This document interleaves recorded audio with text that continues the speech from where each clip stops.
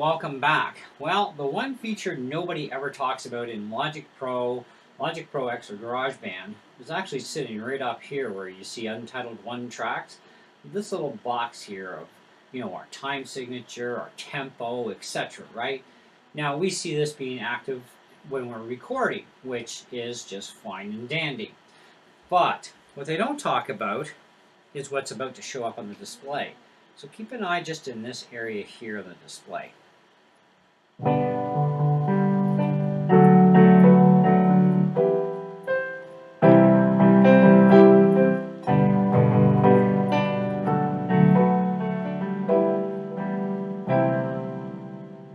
as you can see, it's tracking chords. Now, I'm sustaining, of course, all these chords. So as I switch in between chords, I'm actually adding a chord with a chord. It's the same thing as if I take a G, right? So I know in my song I go G, D, right? So if I combine G and D, I get a G major 7/9, right? So I get the same thing when I roll right into the D, right? When I'm sustaining the note. And then when I add little accent keys on, or notes, it creates a whole new chord because it's sustaining both of those chords. One's decaying, the other one's starting to decay, and then you add a fresh little line of another note or two in there for a little bit of extra pizzazz, and it creates a whole new chord, and it shows you these chords. Now, I'm also going to do a little bit of a demonstration because somebody's going to ask me this question anyway, so let's just do the demonstration now. Keep an eye up in here as I'm recording this.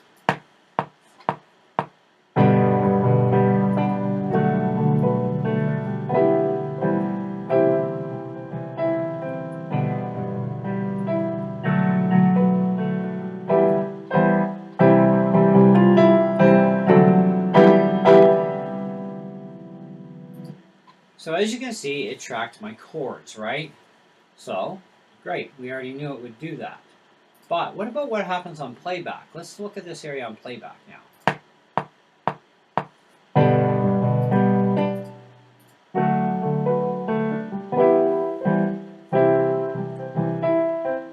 So on the playback, it's not showing us the chords,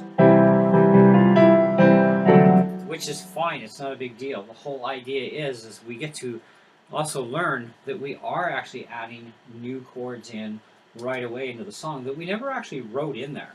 When I actually wrote this song, I did it on guitar. And it sounds a little different on guitar, but a piano player would be able to play along with me. But when I'm doing this on guitar, I'm holding my third and fourth fingers down on the high E and the high B string. And then I'm doing my formations for my G, my C, my D will be a normal D, but then I'll also add an accent and I'll sus the D, so it'll sound like this on guitar.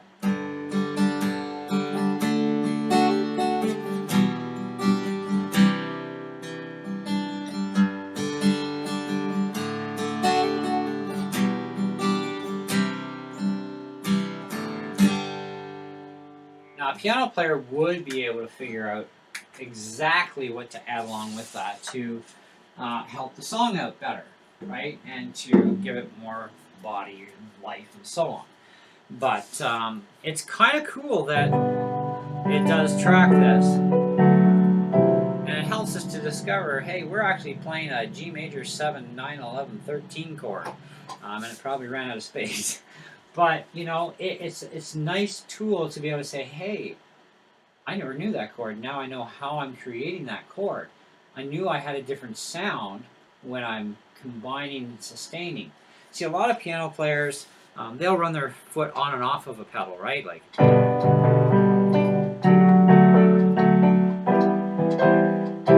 or they won't even use it.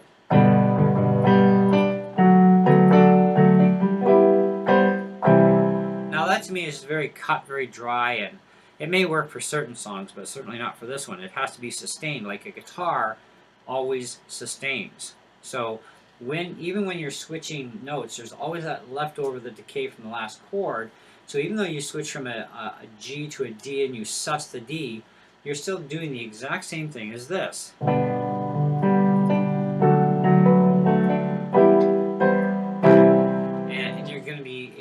add in those little extra nuances of notes, right? So, but this is a feature nobody's ever mentioned before.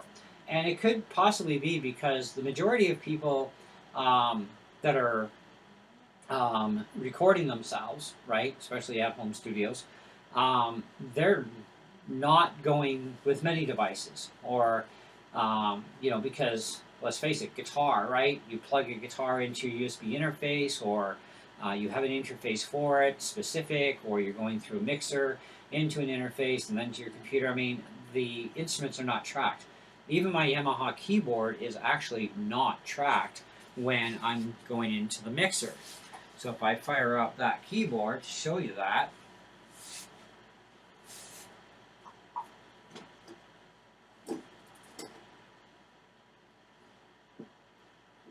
oh yeah, we got to change over because it's not MIDI. So we have to add in a new sound, audio device, and we need the line. There we go. So if you watch that top display now,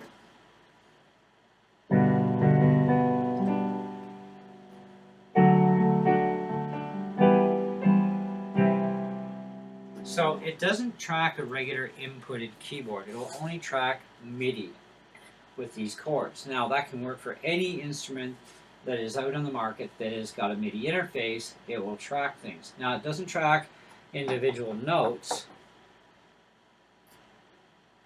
It only tracks combined of any two notes, okay, or three, or so on, right?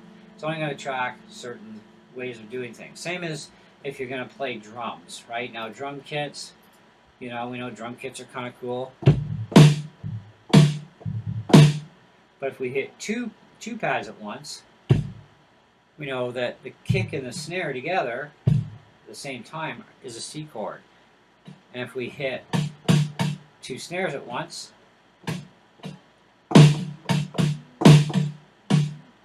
it's an ENO37 chord. So, it's kind of like that. It tracks MIDI.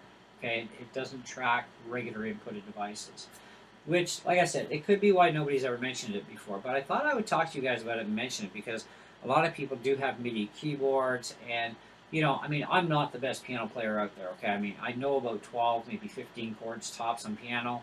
I have a long way to go on piano, but there are also single notes, of course, that I know all my single notes, which is fine.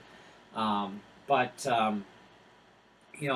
was kind of like, well, what am I playing? Because I know I'm accenting, I know I'm adding to this, but are these actually chords? And it turns out they are, So I have a decay with a fresh, and then that sustains for so long, the decay is decayed further, the fresh is still there, but it's still kind of holding, and I add in a little extra nuance of another note or two, and, it creates all new chords, which is like, okay, I never wrote those in there, but man, that sounds fantastic. I like the sound of that. It's better than cut, dry, on, off. It's like pushing buttons, literally, right? Like keyboards are pushing buttons, but you want to push those buttons with some soul in them, or just push them with absolutely no soul. It's kind of up to you. But nice feature that they add in, and it really helps. You find on a lot of keyboards, like this PSRE 373 I have, it has the ability to show you the chords you're playing as you're playing them, right? And that's kind of cool, but you got to be paying attention to onto the screen just as you would here to know. But at least if you're trying to figure out a chord, it can help you to figure out chords, and you can basically teach yourself, right? It's like, oh, okay. And do something enough times over and over again, it gets implanted into your brain, and then you'll always remember it. And then you'll actually know what it is. Guitar is no different when you're learning guitar. It's memory and stuff like that, repetitiveness. But anyway, so that's what I got for you guys today. Let me know what you think in the comments below. And let me know if you have actually seen somebody actually talk about this or show it. Because I personally haven't. I've gone through a lot of tutorial videos on all these programs.